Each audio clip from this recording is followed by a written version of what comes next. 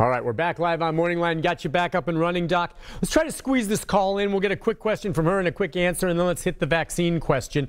And we'll go to Ann. Ann, are you there, Ann? Go ahead. Yes, I am. Good morning.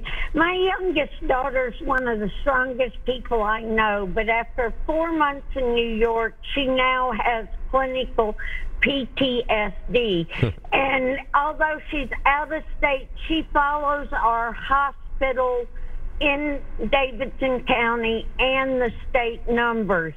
I've lived with lupus for 40 years, and I have survived this pandemic with dial soap and my mask. My question is, when will we start to see the downslide? Because I'm living in my house, and I keep waiting to see our numbers start to go down. Okay, and I'm glad she asked it because it leads to our next point. And Ann is someone who's very responsible, and she has a condition that makes her vulnerable. And so, yeah, doctor, we talked about the masks and all of that. We don't have to recap all of that. Ann knows that. But with regard to vaccines, and I know Vanderbilt's involved in this, and if you can talk about that, especially in light of the fact that we're hearing that some people who have had COVID have antibodies, but they may not last that long. And will a vaccine be something that'll really protect you long term? Are you going to have to get booster shots? I mean, what are we thinking about the way this is going to work? And are we still looking at the potential maybe for one being available for me to go get a shot at the end of the year? Yeah, thanks. Really good question. Ann, I really do appreciate your calling in as well. Something to remember is that our immune system is way more complicated than simply measuring antibodies in the bloodstream. And so we know that the vast majority of people who have had COVID-19 do not seem to be getting reinfected or not getting symptoms from reinfection, regardless of whether they have antibodies in their blood or not, because our immune system is in all sorts of places in our body. It's in our nose, it's in our airways, and there's lots of ways that we are immune to infections that are not simply reflected by that level of antibody in our blood. But to get to vaccines, our hope is certainly that we can immunize someone against the COVID-19 illness, and it will protect them either as well as having infection in the past or maybe even better.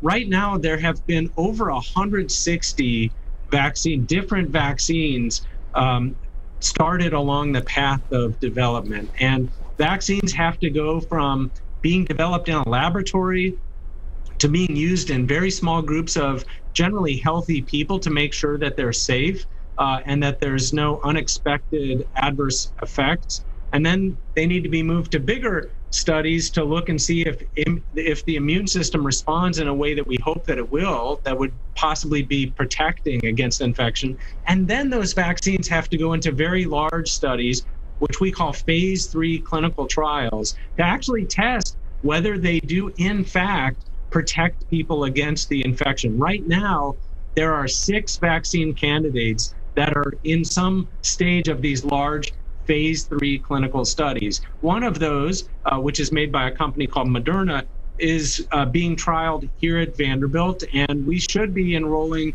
patients in that trial either later this week or over the weekend or early next week. It's very close to being started here. That's a trial that is aimed at enrolling over 30,000 people from around the United States to see if it's protective. But as I said, there are 5 other vaccines also in phase 3 trials. So it's going to be a while before something gets licensed and approved by the FDA to be used on large scale. But this is a very necessary step. And the fact that we've gone from having no vaccines, never even heard of the virus in December and January, to having 6 phase 3 clinical studies in July and August is really remarkable. Yeah, we've got some of the most brilliant scientists working on this. And so just to be clear, too, and I know there are some folks, you know, whatever, they're going to be anti-vacciners and they're going to choose not to get it, and they'll have to deal with the circumstances that come of that if that happens. But if and when one is made available to the public, I want to be clear, because what I've read and heard from most, and I try to, so I know I'm getting accurate information. I cover a range of topics and look for a consensus. That when it is made available, it's not like, oh, I'm not going to take that vaccine because they rushed it. It's not being rushed. It's because you're able to pour all your resources at once into it and do it. And when it is made available, it should be deemed safe, correct? Yes, I mean, these vaccines are going through every step that any other vaccine would have to go through, from being an idea on the bench of a lab to phase 1, phase 2, phase 3 clinical studies, and even post-marketing studies once vaccines get released. None of that is different around here, which is one reason why it's been 12 to 18 months on the horizon to have a vaccine.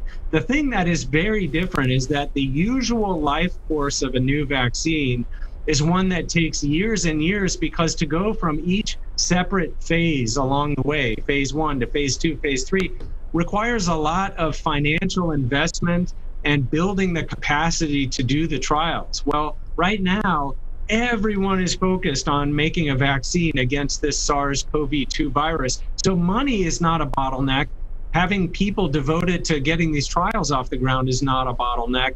It's really just going through these very necessary phases that is not being shortcut, and that's what causes the delay that people are perceiving. But that's necessary to make sure that what we have is safe and effective. Okay, well, it's good to know. I just wanted to be clear. It's not being rushed and they were sending something haphazard, or it would be out there by now and they'd just be shooting people up. That's not the case. They'll be safe when it's released. Not to say there won't be some people that maybe have a reaction or whatever, but look, I'm ready for it. I can't wait till it gets here. Let's go to Granger. Granger, good morning. What's your question or comment, Granger? Yeah, hey, first of all, I just want to thank both of you for what you're doing to give us this information. We consistently, you have great speakers, and Nick, I want you to personalize it, but it also is about the whole team at Channel 5, okay? And Doctor, we always know when you're going to be on there, we'll get good information, okay?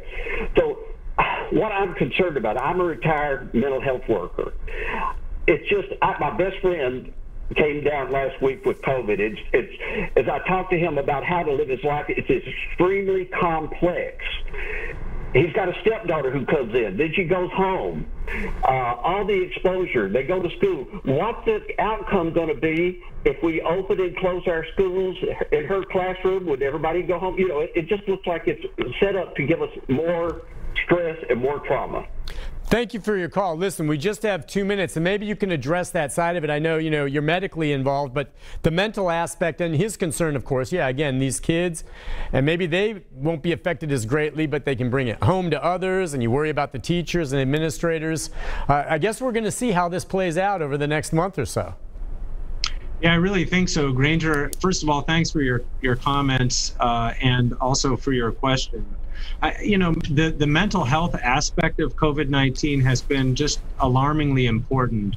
And I'm very thankful for our mental health workers, psychiatrists, psychologists, case managers who are helping, because these are just really unprecedented times. And I think everything you said, Nick, is spot on. Doctor, I want to thank you for coming on today. I really do appreciate it.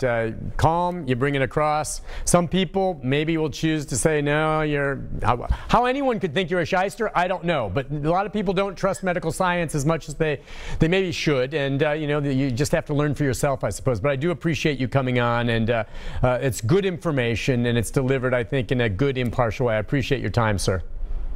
Well, Nick, thank you very much, and thank you for all that you're doing and all journalists are doing to help bring the best information out to the public who's clearly hungry for the right information. Again, it's a complete honor to be with you today. Okay, thank you. We'll talk again, sir. We appreciate it. We're up against the end of the show now, so wrapping things up. Everyone, thanks so much for joining us. Back Monday, same time, same place. We'll be looking back at the election that's happening today. Get out and vote. We'll see you then. Have a good weekend. Bye-bye.